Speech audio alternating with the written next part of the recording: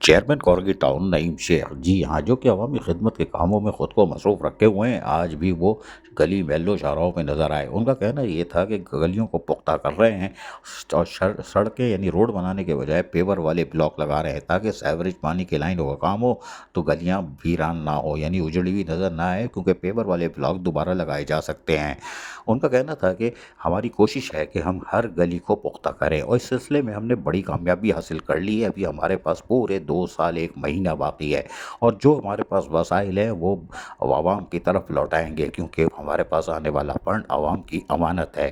تعلیم ہو، صحت ہو، اس کے ساتھ ساتھ فضائی آلودگی کے پاک ماحول ہو یعنی باغات ہو، ایجوکیشن پہ اسکولوں کی تعمیر و مرمت، ماڈل اسکول ہو، ہم سارے تحائف انشاءاللہ اہلیان کورنگی کو دے کر جائیں گے، اور ہمارا عزم ہے کورنگی ٹاؤن ماڈل ٹاؤن ہوگا۔ چیئرمین بلاول بھٹو سرداری کے ویژن کے مطابق ہم عملی کاموں کو پائے تکمیل تک پہنچائیں گے، اور اس میں یقینی طور پر اہلیان کورنگی ٹاؤن بھی مدد کر رہے ہیں۔ عزیز عارف، KBS بلدیاتی نیوز، کراچی۔